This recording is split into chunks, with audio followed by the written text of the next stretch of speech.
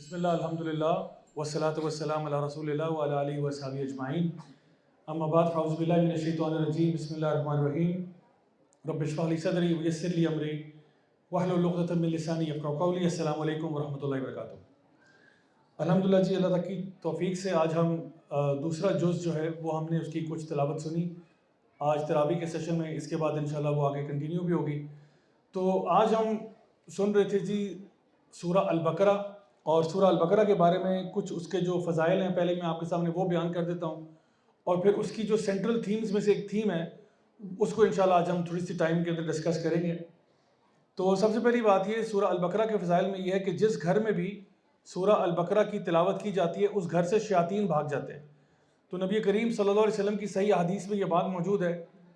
تو اس سے پتہ ہی چلا کہ اگر آپ چاہتے ہیں کہ آپ کا گھر جو ہے وہ فرشتوں کی آنے کی جگہ بنے اور شیاطین کے بھاگنے کی جگہ بنے، تو گھروں کے اندر سورہ البقرہ کی تلاوت ہوتے رہنے چاہیے. ضروری نہیں ہے ہر روز آپ نے مکمل کرنی ہے، لیکن کچھ حصہ اگر سورۃ البقرہ کا روزانہ پڑھا جاتا ہے اس گھر میں تو انشاءاللہ شیاطین وہاں سے بھاگ جاتے ہیں. دوسری چیز ہمیں پتہ چلتی ہے سورہ البقرہ کے بارے میں کہ یہ اور سورہ آل عمران جو اس کے بعد آنے والی سورہ ہے، یہ دونوں قیامت کے دن اللہ تعالیٰ کے سامنے اپنے پڑھنے والے بندوں کی صفائی پیش کریں گی اور ان کی وکالت کریں گی کہ اللہ یہ تو ہمارے پڑھنے والے لوگ تھے، ان کو جہنم میں تو نہیں ڈالا جا سکتا. تو یہ باقاعدہ وکالت کریں گی، آپ کا کیس ڈیفینڈ کریں گی کہ یا اللہ یہ بندہ سورۃ البقرہ کی تلاوت کرنے والا تھا، سورہ آل عمران کی تلاوت کرنے والا تھا، اور وہ آپ کی صفائی پیش کریں گی. آپ کے کیس کے لیے اللہ تعالیٰ کے سامنے ایک سفارش جو ہے وہ ڈال دیں گی. تیسری بات جو ہمیں پتہ چلتی ہے وہ یہ ہے کہ جو آخری دو آیتیں ہیں سورہ البقرہ کی، ان کے بارے میں بہت سارے فضائل ہیں. ایک یہ بتا دیتا چلتا ہوں آپ کو کہ نبی کریم صلی اللہ علیہ وسلم نے فرمایا کہ انسان کی حفاظت کے لیے یہ دو آیتیں ہی کافی ہیں. یعنی کہ اگر آپ کسی بھی شر سے بچنا چاہتے ہیں، کسی بھی قسم کی برائی سے دور رہنا چاہتے ہیں، کسی بھی قسم کی فزیکل یا اسپریچول یا سائیکولوجیکل مسئلوں سے دور رہنا چاہتے ہیں، تو فرمایا گیا کہ یہ جو دو آخری آیتیں ہیں سورۃ البقرہ کی، یہ اس تمام شر کے لیے کافی ہیں. تو اس کو اپنا معمول بنائیں اپنے صبح شام کے اذکار کے اندر. یہ آخری دو جو آیتیں ہیں سورۃ البقرہ کی، ان کو جو ہے وہ ضرور حفظ بھی کریں اور اکثر ان کو ریسائٹ بھی کریں. اینڈ لاسٹلی، ویسے تو فضائل بہت زیادہ ہیں لیکن میں مین بتا رہا ہوں تاکہ آپ کو انشاءاللہ فائدہ ہو اور ہم اس ٹائم کا فائدہ اٹھا سکیں. آیت الکرسی جو ہے اس کے فضائل بھی بے شمار ہیں، اور ان میں سے ایک بہت بڑی فضیلت یہ ہے کہ رات کو سونے سے پہلے اگر کوئی شخص آیت الکرسی کی تلاوت کر کے سوتا ہے تو اللہ کی طرف سے اس کے بستر کے سرہانے ایک فرشتہ تعینات ہو جاتا ہے جو صبح تک اس کی حفاظت کرتا ہے.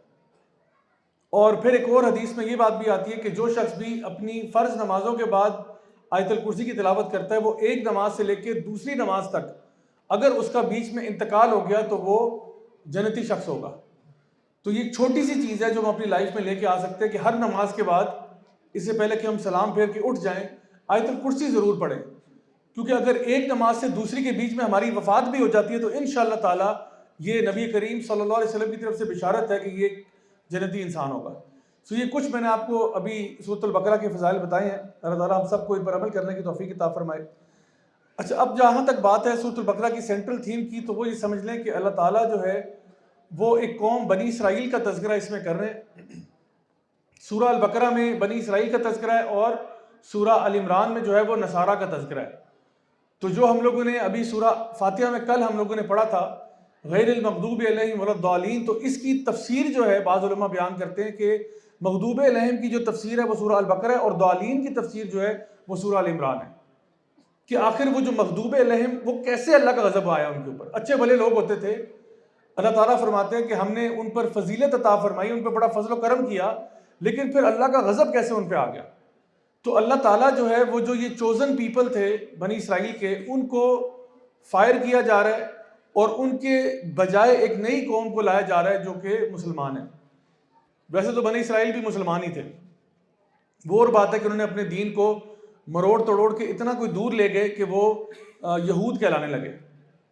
کیونکہ اگر آپ ان کی ہسٹری پڑھیں گے، ابھی ہم اس کی طرف آئیں گے تو پتہ چلے گا کہ یہ اللہ تعالیٰ کو ماننے والے لوگ تھے، آخرت کو ماننے والے لوگ تھے، اور اپنے وقت کے انبیاء کو بھی مانتے تھے. یہی ریکوائرمنٹ تھی کسی بھی قوم سے کہ وہ توحید پر ہو. لیکن بعد میں انہوں نے کچھ ایسا کام کیا اپنے دین کے ساتھ کہ یہ بہت دور چلے گئے اور اللہ کا غضب ان پر نازل ہو گیا. تو میں آپ کو ایک مثال دیتا ہوں کہ آپ کی ایک آرگنائزیشن ہے، آپ کی ایک کمپنی ہے، اور اس کمپنی میں آپ کے ساتھ ایک شخص کام کرتا ہے جو بڑے ٹاپ لیول پہ مینجمنٹ کے رول پہ آ گئے، اور لیکن آپ کچھ عرصے سے دیکھ رہے ہو کہ بھئی یہ جو شخص ہے، یہ بندہ جو ہے نا یہ تھوڑی سی دو نمبریاں کر رہا ہے. تو آپ کیا کرتے ہو، آپ ایک اور شخص کو لے آتے ہو جو کہ اب نیا مینیجر ہے، اور اس کو آپ کہتے ہو کہ آپ کی ہوگی چھٹی، اب آپ یہاں سے نکل جائیں. اور جو نیا مینیجر ہے اس کو آپ بتاتے ہو کہ دیکھو پچھلا والا جو تھا نا اس کو میں نے ان وجوہات پہ فائر کیا تھا. سورۃ البقرہ سمجھ لیں یہی چیز ہے. اللہ تعالیٰ جو ہے وہ بنی اسرائیل کو وہاں سے ہٹا دیا کہ بھئی ان کو ہم نے آزما کے دیکھ لیا، ان کو بار بار آزمایا، لیکن انہوں نے ہر دفعہ اللہ تعالیٰ کی نافرمانی کو چنا بجائے کہ اللہ تعالیٰ کی فرما برداری کے. اور پھر اب مسلمانوں کو کہا جا رہا ہے کہ اب برائے مہربانی تم کہیں ایسی حرکتیں نہ کرنا جو بنی اسرائیل نے کی تھی. تو یہ اب سورہ جو ہے یہ ہمارے لیے ایک انٹروسپیکشن کا ذریعہ ہے. ہم اپنے بارے میں غور کریں، اپنے گریبان میں جھانکیں کہ کیا جو گناہ بنی اسرائیل سے ہوتے تھے کیا ہم تو اس کے مرتکب نہیں ہیں.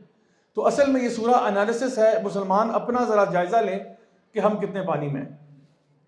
بنی اسرائیل کی اگر ہم ہسٹری کی بات کریں تو سب سے پہلی بات یہ کہ سورہ فاتحہ جو تھی ہم نے جو کل پڑھی تھی، سورہ فاتحہ جو ہے وہ ایمان باللہ پر بیس تھی. یعنی اس میں اللہ تعالیٰ کی توحید کی بات ہوئی. کل ہم نے ساری وہ باتیں آپ کے ساتھ شیئر کی کہ سورہ فاتحہ میں توحید کس طریقے سے بیان کی گئی ہے.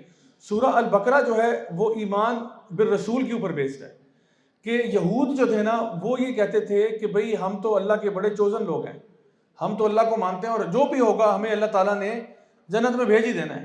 لیکن اللہ تعالیٰ یہ شرط بنا رہے کہ جب تک اللہ کے رسول کی اطاعت نہیں ہوگی تب تک تم جنت میں داخل نہیں ہو سکتے.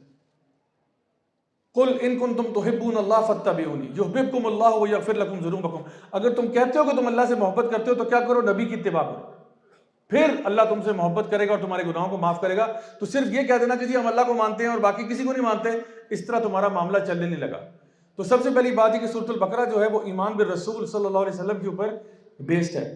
دوسری چیز یہ کہ یہ ہمیں اہدنا الصراط المستقیم کی بھی تفسیر ہے، جیسا کہ میں نے ذکر کیا پہلے کہ وہ جو سیدھا راستہ ہے وہ کیا ہے کہ سب سے پہلے اللہ کو پہچاننا اور پھر کیسے اللہ کا قرب حاصل کیا جائے. یعنی نماز ہے تو نماز کیسے پڑھنی ہے، اللہ کا قرب کیسے حاصل کرنا ہے، وہ تو اللہ کے رسول ہی بتائیں گے کیسے کرنا ہے. یعنی جو آپ کو لگتا ہوگا کہ بھئی اس طرح بھی کر لیں تو اللہ راضی ہو جائے گا، اس طرح بھی کر لیں اللہ تعالیٰ راضی ہو جائے گا، نہیں، وہ اللہ کا رسول بتائے گا کہ کون سے کام کرنے والے ہیں جس سے اللہ راضی ہوتا ہے. آپ خود اپنے دماغ سے سوچ نہیں سکتے کہ میں عبادت ایسے کر لیتا ہوں اور ایسے کر لیتا ہوں. آپ کو نبی کی اتباع کرنی پڑے گی. اور پھر ہمیں جو اصل بات بتائی جا رہی ہے وہ یہ کہا جا رہا ہے کہ جو مغضوب علیہم ہیں ان کی آپ نے فرما برداری، ان کی اطاعت، ان کے نقش قدم پر نہیں چلنا. ابو داؤد کی حدیث ہے کہ نبی کریم صلی اللہ علیہ وسلم نے ارشاد فرمایا کہ جو کوئی کسی قوم کی مشابہت کرتا ہے وہ انہی میں سے ہوتا ہے. اگر آپ کسی قوم کی دینی اعتبار سے مشابہت کرتے ہیں، اس بات میں مشابہت نہیں ہے کہ اگر وہ لوگ برگر کھاتے ہیں تو آپ کھا لیتے ہیں تو آپ کہیں گے جی یہ یہود و نصارہ کی پیروی ہوگی، یا اگر وہ پیزا کھاتے ہیں تو آپ نے بھی کھا لیا تو پیروی ہوگی. ایسی بات نہیں ہے. یا وہ جو ہے وہ مرسیڈیز یا BMW چلاتے ہیں تو آپ بھی چلا رہے ہیں تو پیروی ہوگی. یہ بات ہو رہی ہے دین میں مشابہت کرنا. ان کی دین میں جو مشابہت کرے گا، جو کسی کی مشابہت کرے گا وہ انہی میں سے ہوگا. دین سے مراد وے آف لائف بھی ہے، آپ کا طرز زندگی کیا ہے. تو اگر آپ کے طرز زندگی میں اللہ نمبر 1 پہ، اللہ کے رسول جو ہیں وہ اس کے بعد ہیں، تو الحمدللہ آپ بہترین لائف سٹائل پہ ہو. لیکن اگر آپ اس طریقے کو چھوڑ کے کوئی اور طریقہ اختیار کرتے ہو تو یہ سوائے گمراہی اور دلالت کی اور کوئی طریقہ نہیں ہو سکتا. ہمیں یہ کہا جا رہا ہے کہ آپ نے ان کی اتباع نہیں کرنی، ان کی پیروی نہیں کرنی، بلکہ ایک اور حدیث میں تو یہ بھی کہا جاتا ہے کہ تم اپنے سے پہلے قوموں کی مشابہت کرو گے، حتیٰ کہ اگر وہ ایک چھپکلی کے بل میں بھی گھس جائیں گے تو تم وہاں بھی گھس جاؤ گے. یعنی یہ بھی نہیں پتا کہ کون سی چیز فالو کی جا رہی ہے، بس اگر وہ کر رہے ہیں تو بس ان کی پیروی ہے، آنکھیں بند کر کے ان کی پیروی کی جا رہی ہے. اب جب ہم لوگ بنی اسرائیل کی بات کرتے ہیں تو اسرائیل جو ہے اس کا اصل مطلب ہے عبداللہ. اسرائیل یہ یعقوب علیہ السلام کے ناموں میں سے ایک نام ہے ان کا، اور اس کو سرونٹ آف اللہ یا عبداللہ کہتے ہیں. اور بنی اسرائیل کا مطلب ہے کہ یعقوب علیہ السلام کے بیٹے. یعقوب علیہ السلام خود اسحاق علیہ السلام کے بیٹے تھے، اسحاق علیہ السلام ابراہیم علیہ السلام کے بیٹے تھے، اور یعقوب علیہ السلام کے جو 12 بیٹے تھے انہی میں سے بنی اسرائیل کی 12 قبیلے جو ہیں وہ وجود میں آئے. اور پھر اللہ تعالیٰ قرآن مجید میں اسی سورہ البقرہ میں فرماتے ہیں کہ یا بنی اسرائیل اذکروا نعمتی التی انعمت علیکم وانی فضلتکم علی العالمین، کہ اے بنی اسرائیل یاد کرو اللہ تعالیٰ کی نعمتیں جو اللہ تعالیٰ نے تم پر نچھاور کی، اور اللہ نے تمہیں تمام جہان پر فضیلت عطا فرمائی. تو اللہ تعالیٰ بات کا آغاز ہی یہاں سے کرتے ہیں کہ تم یاد کرو اللہ تعالیٰ کے فیورز. ذرا یاد کرو، تھوڑی دیر کے لیے سوچو ذرا کہ اللہ نے تمہیں کیا کیا فیورز دیے تھے، اور تم سب کو جھٹلا کر، سب کو بلا کر تم کس رستے پر جا پہنچے. اب وہ فیورز کیا تھے جو اللہ تعالیٰ نے دیے تھے؟ کچھ کا میں ذکر کر دیتا ہوں. ایک تو یہ تھا کہ بنی اسرائیل کو فرعون کے شکنجے سے باہر نکالا. فرعون جو ان کے بچوں کو، بیٹوں کو قتل کرتا تھا، بیٹیوں کو چھوڑ دیتا تھا، ان کے اوپر ظلم کرتا تھا، ان کو اپنا غلام بنا کے رکھا ہوا تھا، فرعون کے شکنجے سے باہر نکالا. اور اللہ تعالیٰ نے اس قوم کو ایسا معجزہ دکھایا ان کی آنکھوں کے سامنے کہ جس کے بعد ایمان ہی لانا بنتا ہے اور کوئی آپشن نہیں بچتی آپ کے پاس. جب سمندر دو حصوں میں بٹ گیا اور بنی اسرائیل نے اپنی آنکھوں سے دیکھا، یعنی سوچنے کی بات ہے اگر آپ ایسا معجزہ اپنے سامنے دیکھ لیں کہ آپ کے ایک طرف فرعون کا لشکر ہے، دوسری طرف سمندر آ گیا، اور اللہ تعالیٰ آپ کو بچانے کے لیے سمندر کو ایسا ہی ایب نارمل حرکت ہوتی ہے، ایسی ایب نارمل چیز ہوتی ہے، معجزہ ہو جاتا ہے کہ سمندر بالکل دو حصوں میں سپلٹ ہوتا ہے آپ کے سامنے، اور آپ وہاں سے گزر جاتے ہیں اور فرعون کا لشکر، دشمن کا لشکر اس کے اندر تباہ و برباد ہو جاتا ہے. تو یہ کہانی سوچیں کب تک یاد رہے گی آپ کو، اور آپ اپنی جنریشن کو یہ کہانی سنائیں گے کہ بھئی اللہ نے تو یہ ہمارے ساتھ کرم کیا تھا کہ معجزہ ہو گیا ہمارے سامنے، ہم نے خود اپنی آنکھوں سے معجزہ دیکھا. لیکن اس کے باوجود انہوں نے منہ پھیر لیا. موسیٰ علیہ السلام 40 دن کے لیے ان کو چھوڑ کے چلے گئے. پیچھے سے کیا کیا؟ ابھی گئے تھے اور ابھی انہوں نے معجزہ دیکھا تھا. جیسے ہی موسیٰ علیہ السلام گئے، پیچھے سے انہوں نے بچڑے کی عبادت کرنا شروع کر دی، شرک کرنا شروع کر دیا، اللہ کے ساتھ کسی کو شریک کر دیا. اور اس پہ موسیٰ علیہ السلام نے جب ان کو سمجھایا اور ڈانٹا، اللہ تعالیٰ نے پھر ان کو معاف کر دیا. یعنی اس کے باوجود کہ انہوں نے سب سے بدترین گناہ کیا تھا، ان الشرک لظلم عظیم، سب سے بدترین گناہ کیا تھا، اس کے باوجود اللہ نے ان کو معاف کر دیا. اللہ نے ان کو کتاب عطا فرمائی، انبیاء کی لائن لگا دی بنی اسرائیل میں. سب سے زیادہ انبیاء جو ہیں وہ بنی اسرائیل میں آئے، ایک کے بعد دوسرا، ایک کے بعد دوسرا بندہ ہدایت دینے کے لیے آ رہا ہے، لیکن ان سب کو جھٹلاتے ہوئے یہ اللہ کے باغی ہو گئے. تو یہ وہ لوگ تھے جو واقعی اللہ کے چنے ہوئے تھے. اللہ نے ان پہ بہت فضل و کرم بھی کیا، لیکن انہوں نے ہر موڑ پہ آ کے وہ کام کیا جو کہ ایکسپیکٹڈ نہیں تھا. اب ہم آتے ہیں ذرا اس چارج شیٹ کی طرف. جب آپ ایک امپلائی کو فائر کرتے ہو نا اور دوسرے کو ہائر کرتے ہو، تو آپ اس کو بتاتے ہو کہ بھئی یہ حرکتیں تم نہ کرنا، پچھلے والے نے یہ حرکتیں کی تھیں، اب برائے مہربانی تم یہ حرکت نہ کرنا. تو وہ چارج شیٹ کیا ہے؟ سب سے پہلے یہ کہ انہوں نے، بنی اسرائیل کی سب سے بڑی چارج شیٹ یہ ہے کہ انہوں نے آدھی کتاب کو مانتے تھے اور آدھی کتاب کو نہیں مانتے تھے. اب یہ جو میں آپ کو چیزیں گنواؤں گا نا، میں آپ کو گن کے 14 چیزیں گنواؤں گا، 14 آئٹمز گنواؤں گا جو بنی اسرائیل کے خلاف کیس بنتا ہے. اب گنتے جائیں، نوٹ کرتے جائیں، اور دل و دماغ میں یہ بات سوچیں کہ کیا خدا نہ خواستہ یہ میں تو نہیں کر رہا. میں ابھی یہ نہیں کہہ رہا کہ آپ کے جی وہ فلاں بندہ نہیں کر رہا، وہ فلاں ہمارا جو لیڈر ہے وہ نہیں کر رہا، فلاں لیڈر بھی نہیں کر رہا، ان کو چھوڑیں، آپ اپنی فکر کریں.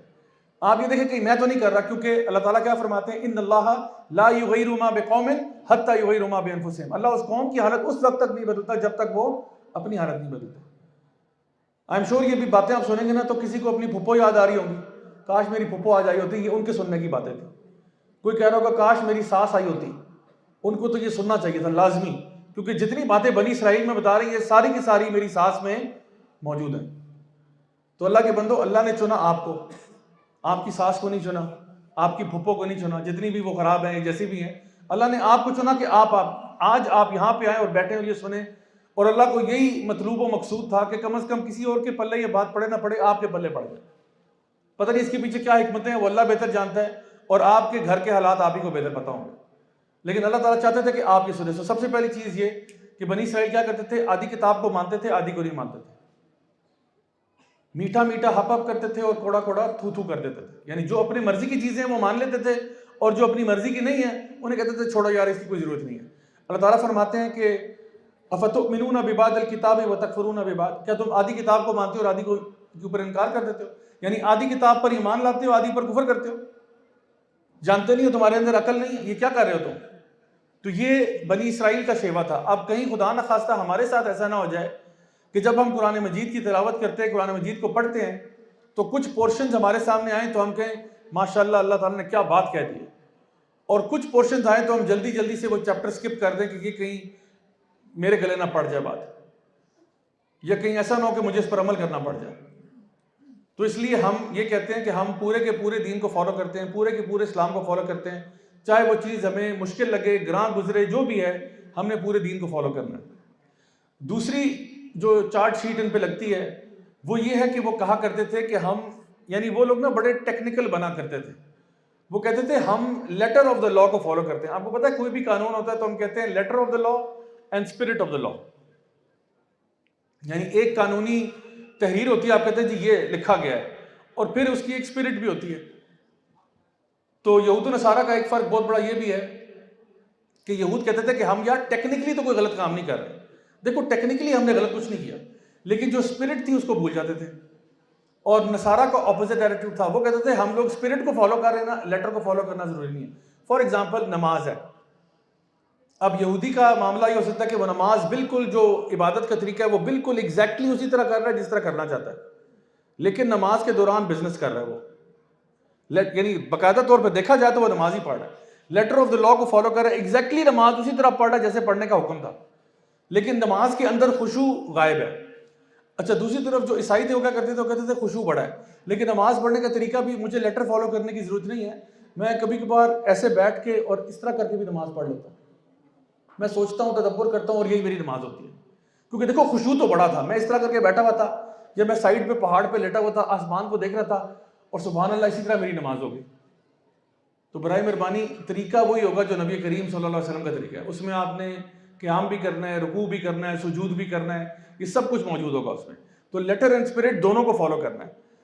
تو جب اللہ تعالیٰ نے یہود کو حکم دیا کہ جی جو ہفتے کا دن ہے اس میں آپ نے شکار نہیں کرنا، مچھلی نہیں پکڑنی آپ نے، کیونکہ اللہ تعالیٰ چاہتے تھے کہ آپ عبادت کریں، اپنے آپ کو وقف کر دو. ہمارے لیے جمعے کا دن ہے، جمعے کی نماز ہے، بلکہ پورا دن نہیں ہے. جمعے کی نماز کے بعد ہمیں کہا گیا جاؤ اللہ کا رزق تلاش کرو. تو ان کو کہا گیا تھا کیونکہ یہ اپنی لالچ میں، اپنی دنیا داری میں بہت زیادہ ملوث ہو گئے، ان کو کہا گیا ہفتے کا دن تم نے سوائے اللہ کی عبادت کے اور کچھ نہیں کرنا. اب ان کے لیے آزمائش کیا ڈال دی اللہ تعالیٰ نے کہ مچھلیاں ساری کی ساری ہفتے والے دن آتی تھی. جو مچھلیاں انہوں نے پکڑنی ہوتی تھی، عام دنوں میں نارمل مچھلیاں آ رہی ہیں، ہفتے والے دن جو ہے وہ رش لگا ہوا ہے. اب ان کو نظر آ رہا ہے کہ جی مچھلیاں بھی آ گئی ہیں. انہوں نے کیا کیا، انہوں نے کہا ایسا کرتے ہیں ہم سیٹرڈے والے دن، ہفتے والے دن فشنگ نہیں کریں گے، جمعے کی رات کو نیٹس لگا دیں گے. جمعے کی رات کو نیٹس لگا لیں گے اور اتوار والے دن صبح صبح نیٹس باہر نکال لیں گے. تو ٹیکنیکلی ہم نے سیٹرڈے کو فشنگ نہیں کی، کیونکہ جمعے کی رات کو ہم نے نیٹ لگائے تھے اور ہفتے کی یعنی جو نا اتوار کی صبح نکال لیے، اور اتوار کی صبح نکالے تو مچھلیوں سے بھرے ہوئے تھے. تو ٹیکنیکلی ہم نے فشنگ تو نہیں کی نا، ٹیکنیکلی تو فشنگ نہیں کی، بات تو آپ مانیں گے نا ٹیکنیکلی. لیکن وہ کہتے تھے اصل میں جب وہ اپنی عبادت بھی کرتے تھے نا، دماغ ان کا کدھر ہوتا تھا؟ مچھلیوں کی طرف، کہ اب تک 100 تو ہو گئی ہوں گی، 200 بھی ہو گئی ہوں گی، 300 ہو گئی ہوں گی، آج تو یار بڑی لاٹری نکل رہی ہے، مچھلیاں ہی مچھلیاں ہیں. تو وہ عبادت کر رہے ہیں لیکن وہ یعنی اللہ کو ڈاج کرنا چاہتے ہیں. وَمَكَرُوا وَمَكَرَ اللَّهُ وَاللَّهُ خَيْرُ الْمَاكِرِينَ. وہ بھی پلان کرتے ہیں اور اللہ بھی پلان کرتے ہیں، اور اللہ بہترین پلان کرنے والا ہے. تو وہ چاہتے تھے کہ ہم اللہ کو ڈاج کر لیں، ایسے ٹیکنیکلٹیز کریٹ کرتے ہیں کہ پتہ ہی نہ چلے. تو آج بھی اگر کوئی بندہ ہیلے بہانے ڈھونڈتا ہے دین کو سالو کرنے میں کہ نہیں میں یوں کر کے اس کو ایسے کر لیتا ہوں، تو پھر اللہ تعالیٰ کو تو پتہ ہے آپ ایسا کیوں کر رہے ہیں. یہ جو ہیلا حجت بہانہ آپ نے ڈھونڈا ہوا ہے، یہ کس طرح سے آپ جو ہے مینیپولیٹ کر رہے ہیں. اور ہم لوگ اکثر اپنی زندگی میں اس قسم کے بہانے اپنے آپ کو تسلیاں دینے کے لیے سنا دیتے ہیں کہ نہیں ٹیکنیکلی تو میں نے جھوٹ نہیں بولا تھا. اگر دیکھا جائے تو ٹیکنیکلی، لیکن آپ کو پتہ ہے سیدھا سیدھا جھوٹ تھا وہ. یا آپ نے ایک بندے کو مس انفارمیشن دی ہے، اس کے ساتھ آپ نے فراڈ کیا، لیکن اتنے پیار سے کیا کہ آپ کو لگتا ہے کہ میں نے فراڈ ہی نہیں کیا، لیکن در حقیقت فراڈ تھا. آپ اپنی گاڑی بیچنے لگے تھے، آپ نے اس کے گاڑی آپ کی 3 دفعہ ایکسیڈنٹ ہو چکی ہے. اس نے کہا گاڑی آپ کی ماشاءاللہ بڑی اچھی کنڈیشن ہے. آپ نے کہا الحمدللہ. آپ نے کہا ٹیکنیکلی اس نے پوچھا ہی نہیں، میں نے بتایا نہیں. اگر وہ پوچھتا تو میں اس کو بتا دیتا، لیکن اس نے پوچھا ہی نہیں، میں نے اس کو بتایا نہیں کہ گاڑی ایکسیڈنٹ ہوئی ہے 3 دفعہ، اور اس کی چیسی جو ہے وہ پوری اڑی ہوئی ہے، میں نے تو بتایا نہیں اس کو. اور بیچی اس کو فل پرائس پہ، یہ کہہ کے کہ جی بالکل اسلام آباد میں چلی ہے. وہ بتانا بھول گیا کہ اسلام آباد میں ہی 3 دفعہ ٹھک چکی ہے. تو بات یہ کہ ہم کبھی کبھار نا ٹیکنیکلٹیز کے پیچھے چھپتے ہیں. یہ خصوصیت کس کی ہے؟ یہ بنی اسرائیل کی خصوصیت ہے. تو یاد رکھیں یہ چیز، اس سے بھی بچنا ہے کہ ہمیشہ وہ لیٹر آف دا لا کو فالو کریں، اسپرٹ کو بھول جائیں. تیسری چیز، وہ اللہ کے ساتھ گستاخی کرتے تھے. دے ور بلاسفیمنگ اگینسٹ اللہ. کس طرح؟ وہ کہتے تھے کہ بھئی اللہ تعالیٰ نے ہمیں صدقہ خیرات کا کیوں کہا ہے؟ نعوذ باللہ ثم نعوذ باللہ، اللہ تعالیٰ خود کنجوس ہے؟ نعوذ باللہ ایسی باتیں کرتے تھے کہ اللہ نے ہمیں صدقہ خیرات کا کیوں بولا، اللہ تعالیٰ خود کیوں نہیں دے دیتا؟ تو یہ کیا کرتے تھے؟ اللہ کے ساتھ گستاخی کرتے تھے. چوتھی چیز کیا تھی کہ جب موسیٰ علیہ السلام نے ان کو حکم دیا نا کہ اب وہ سٹی آف جیریکو وہاں پہ انٹر کر رہے تھے، تو موسیٰ علیہ السلام نے کہا چلو ہمیں جہاد کا حکم آ گیا. تو انہوں نے کہا ایسا کریں ہم یہاں بیٹھتے ہیں، آپ اور آپ کا اللہ جو ہے جا کے لڑیں. ہم یہاں بیٹھتے ہیں، آپ جا کے نہ لڑ کے آ جائیں، ہم یہاں دیکھ رہے ہیں. یعنی کہ جب وقت قیام آیا نا تو اس ٹائم پہ پیچھے ہٹ گئی ہے. جب کھڑے ہونے کا وقت آیا، جب اپنے ٹیسٹ کرنے کا وقت آیا، تو انہوں نے وہاں سے منہ پھیر لیا اور کہا اللہ اور اس کے رسول لڑ لیں، ہم یہیں پہ ٹھیک ہے. تو یہ بھی ایک ایسی چیز ہے جو ہم اپنے اندر دیکھ سکتے ہیں کہ جب اللہ کی طرف سے کوئی حکم آتا ہے ہمیں تو ہم سمعنا و اطعنا کہتے ہیں کہ ہم نے سن لیا اور ہم اس پر عمل کریں گے، یا کیا ہم منہ پھیر لیتے ہیں اور کہتے ہیں یار یہ کسی اور کو کرنے دو۔ پانچویں چیز کہ وہ انتہا درجے کے ناشکرے تھے۔ پانچویں چیز کیا ہے؟ انتہا درجے کے ناشکرے تھے۔ اللہ نے آسمان سے ان کے لیے من و سلوہ نازل کیا اور کچھ عرصے کے بعد کہتے ہیں اس کے علاوہ اور کیا مل سکتا ہے ہمیں؟ یعنی امیجن کریں گے فری میں مفت کھانا مل رہا ہے، آسمان سے آ رہا ہے، اور کچھ عرصے کے بعد جو ہے نا وہ اس کی ناشکری کرنا شروع کر دیتے ہیں کہ ہمیں ورائٹی چاہیے، ہم اور زیادہ چاہتے ہیں۔ اور یہ ناشکری جو ہے یہ ایک قسم کا کفر ہوتا ہے۔ اللہ تعالیٰ قرآن مجید میں ذکر کرتے ہیں اس کے بارے میں، اما شاکر و اما کفورا، یا تم شکر کر لو یا تم کفر کر لو، جس کو ہم عام زبان میں کفران نعمت بھی کہتے ہیں۔ اللہ تعالیٰ کی دی ہوئی نعمتوں کو جھٹلا دینا یہ قسم کا کفر ہے۔ تو یہ ناشکرے ہو گئے، اور یہی شیطان کا وعدہ بھی تھا کہ میں ان کے آگے پیچھے دائیں بائیں سے آؤں گا، ولا تجد اکثرہم شاکرین، میں انہیں گمراہ کروں گا اور یہ زیادہ تر تیرے ناشکرے نکلیں گے۔ یہ شیطان کا وعدہ تھا۔ تو ان کا پانچواں گناہ کیا تھا کہ انہوں نے اللہ کی ناشکری کی۔ چھٹا گناہ یہ تھا کہ انہوں نے اللہ تعالیٰ کی کتاب کو بدل دیا۔ خود تو بدلتے نہیں، قرآن کو بدل دیتے ہیں۔ قرآن یعنی اپنی کتاب کو بدل دیتے اور اس کو ایک چھوٹی سی قیمت پہ بیچ دیتے۔ نبی کریم صلی اللہ علیہ وسلم کے سامنے ایک کیس آیا یہودی لڑکے اور لڑکی کا جو زنا کے مرتکب ہوئے۔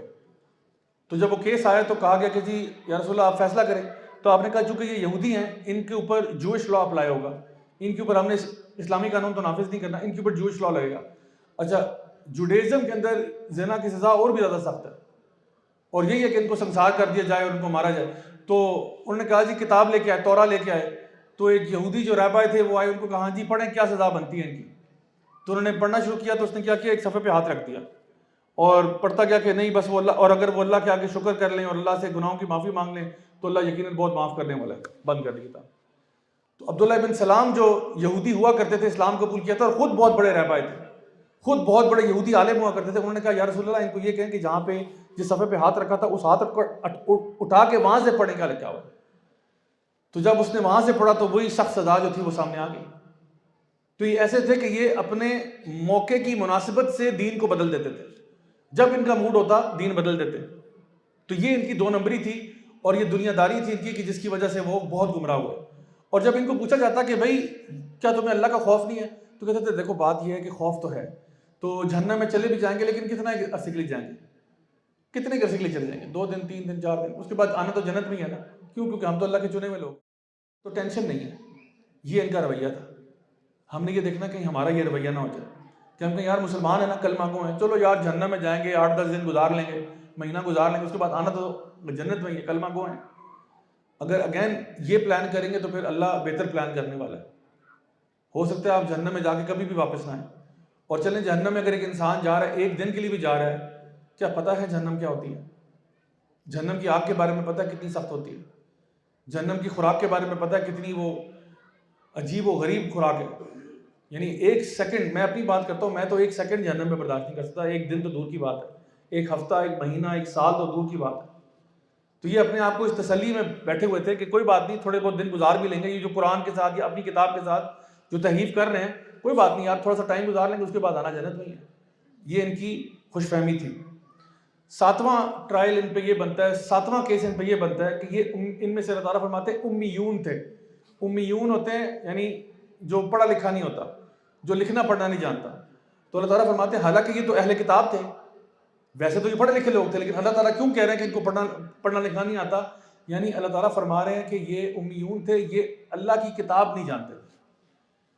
یعنی ان میں سے ایسے لوگ تھے جو کہ ہمارے آج کل کی اصطلاح میں کہتے ہیں نا کہ پڑھا لکھا جاہل آدمی ہے، پڑھے لکھے آدمی ہیں، ہو سکتا ہے پی ایچ ڈی کیا ہوا کسی سبجیکٹ میں، لیکن اللہ کی کتاب سے بالکل ناواقف ہے۔ ویسے اسے جتنا پوچھ لیں دنیا کے بارے میں، سیاست پہ فل تبصرہ دے دے گا، سائنس کی کسی فیلڈ میں فل تبصرہ دے دے گا، اور دنیا کے معاملات پہ فل تبصرہ دے گا، دین کے معاملے میں زیرو ہوگا۔ تو یہ بنی اسرائیل کا گناہ تھا کہ وہ امیون پیدا ہو گئے، کہ وہ جانتے نہیں تھے کہ اللہ نے کتاب میں کیا کہا ہوا ہے۔ پھر 8واں کیس ان پہ یہ بنتا ہے کہ یہ اللہ کے انبیاء کو قتل کر دیتے تھے، اللہ کے انبیاء کو قتل کر دیتے تھے۔ اور یہ بھی ہمارے ہاں کیا ہوا کہ جس طرح ہمارے ائمہ کرام تھے، ان کی مثال آپ دیکھ سکتے ہیں کہ امام ابو حنیفہ، امام احمد بن حنبل، یعنی کتنے اور بھی، شیخ الاسلام ابن تیمیہ وغیرہ، بہت سارے ائمہ کرام ایسے آئے جن کو انہی کے لوگوں نے پرسیکیوٹ کیا. تو مسلمانوں میں بھی یہ صفت ملتی ہے آپ کو کہ جب کوئی نیک بندہ آتا ہے اچھی بات کرنے کے لیے اس کو پرسیکیوٹ کرنا شروع کر دیتے ہیں. تو یہ عادت کس کی ہے؟ بنی اسرائیل کی ہے. وہ تو نیک بندے تو دور کی بات ہے، انبیاء کو نہیں چھوڑتے تھے. اسی لیے میرے استاد محترم جن سے میں نے قرآن پڑھا مجھے کہتے تھے کہ بیٹا آج اس قوم پہ اگر موسیٰ علیہ السلام بھی آ جائے نا تو لوگ ان کو باہر نکال دیں، لوگ برداشت نہ کریں، کیونکہ لوگوں کے بزنس پہ جو ہے نا وہ ایک ضرب لگے گی کہ بھی میرا جو ہے وہ حرام کا بزنس بند ہو رہا ہے، میں جو ہے فلاں کام، وہ جو چوریاں چکاریاں کر رہا ہوں، کٹنگ کارنرز کر رہا ہوں، فراڈ کرپشن کر رہا ہوں، اس کے اوپر جو ہے نا وہ مجھے روکا جا رہا ہے. تو اس لیے ہمیں اپنے آپ کو اس لیول پہ لے کے جانا ہے جہاں پہ حق سچ بات کا ہمیں ساتھ دینا چاہیے اور اللہ کے نیک بندوں کا ساتھ دینا چاہیے. تو ایک صفت کیا تھی ان کی 8ویں نمبر پہ کہ یہ اللہ کے انبیاء کو مار دیتے تھے. پھر 9 نمبر پہ یہ بات ہے کہ یہ حد سے تجاوز کرتے تھے، یعنی جہاں تک اللہ نے بات بتائی ہے اس کو چھوڑ کے اپنی مرضیاں کرنا شروع کر دیتے تھے. تو حد سے تجاوز کرنا، اور ہمیں بھی نبی کریم صلی اللہ علیہ وسلم نے بتایا نا کہ اسلام جو ہے وہ جس طرح ایک چرواہا ہوتا ہے نا، وہ اپنی بکریوں کو ایک خاص دائرے کے اندر رکھتا ہے. تو اگر وہ اس دائرے سے باہر بکری نکل جائے تو پھر وہ کسی اور کے علاقے میں جا کے چرنا شروع کر دیتی ہے. تو ایک مومن جو ہے وہ اسی اسلام کے دائرے کے اندر رہتا ہے جہاں تک اللہ کا حکم ہوتا ہے، وہ اسی علاقے کے اندر اپنے آپ کو ڈیل کرتا ہے، اس سے باہر نہیں جاتا، حد سے تجاوز نہیں کرتا. تو ایک مسلمان کی مثال آپ یہ لے لیں کہ ایک ایسے گھوڑے کی ہے جس کے ساتھ ایک رسی لگی ہوئی ہے 100 میٹر کی، اور زمین میں وہ کیل ٹھکا ہوا ہے، تو وہ 100 میٹر کے ریڈیس کے اندر وہ گھوم سکتا ہے، آگے جائے پیچھے جائے دائیں بائیں پورا گھوم سکتا ہے. لیکن 101 میٹر پہ وہ نہیں جا سکتا کیونکہ اتنی لمبی رسی ہے نہیں.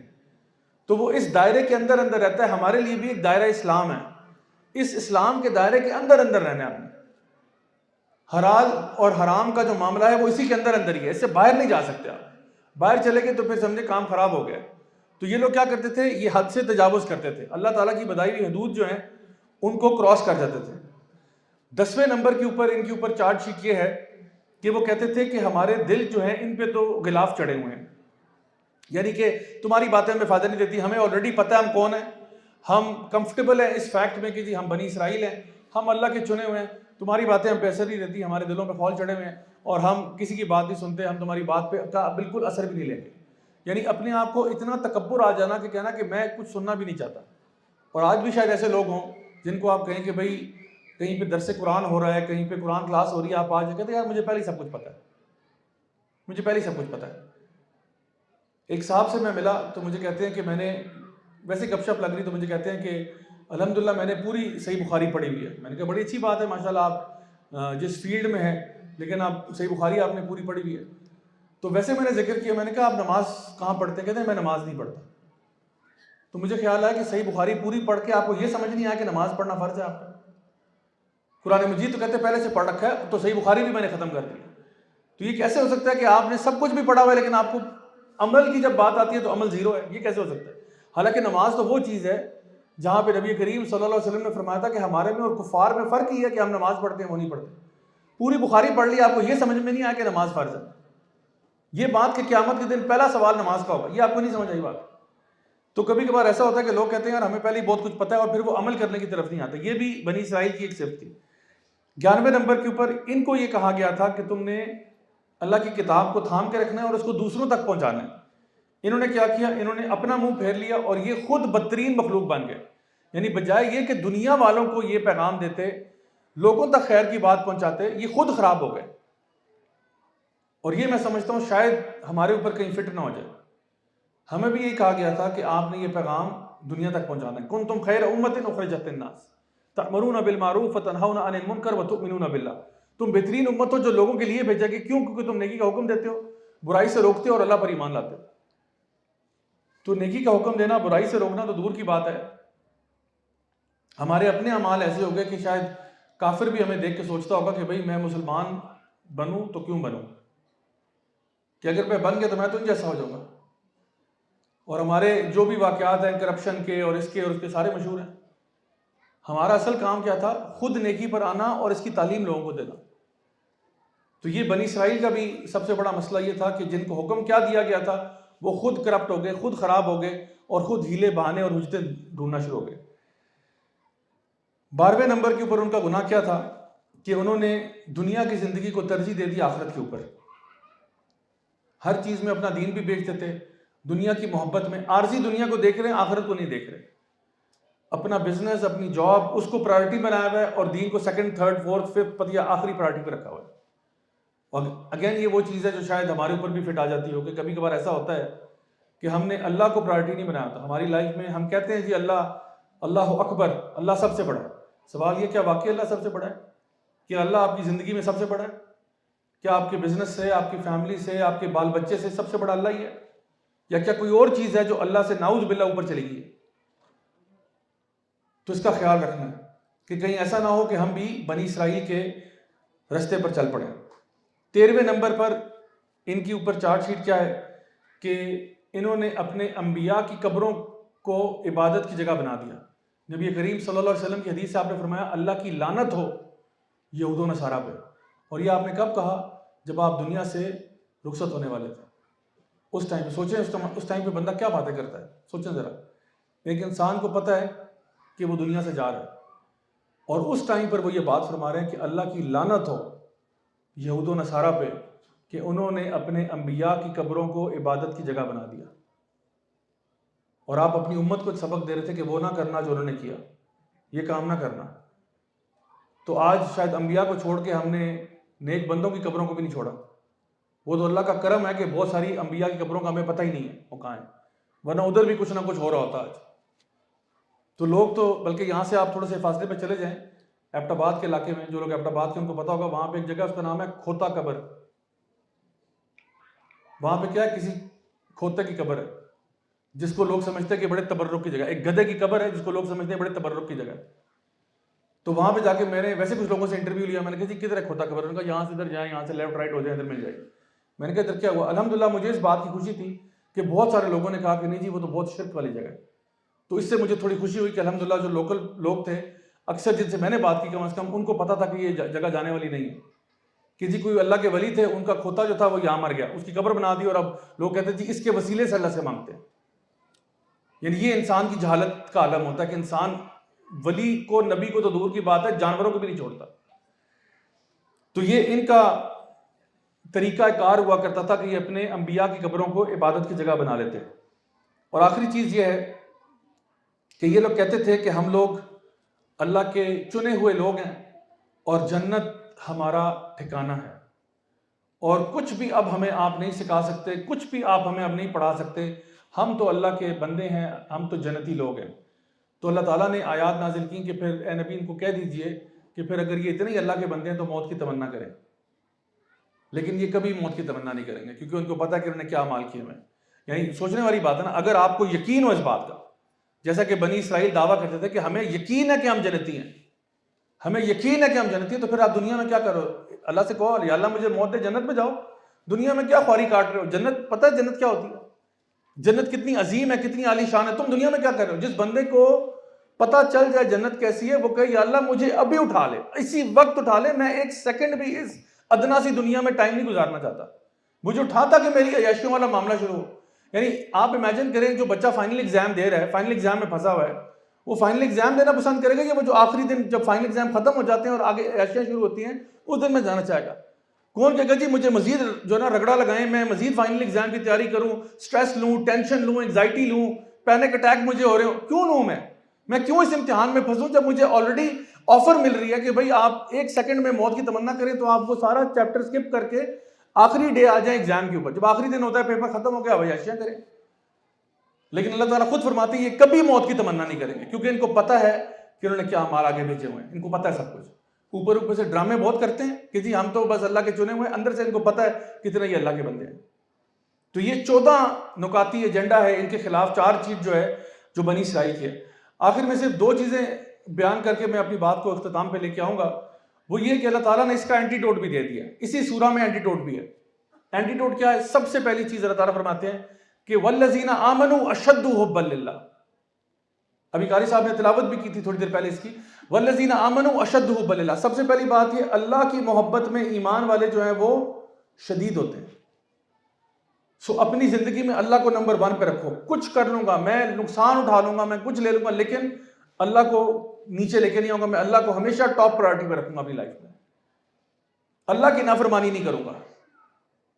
یہ میں نے نمبر 1 پہ بات رکھنی ہے. دوسری چیز اسی سورہ میں اللہ تعالیٰ اینٹی ڈوٹ دیتے ہیں. وہ کیا ہے کہ اے ایمان والو یا ایھا الذین آمنوا ادخلوا فی السلم کافہ ولا تتبعوا خطوات الشیطان. اے ایمان والو پورے کے پورے اسلام میں داخل ہو جاؤ اور شیطان کے نقش قدم پر نہ چلنا.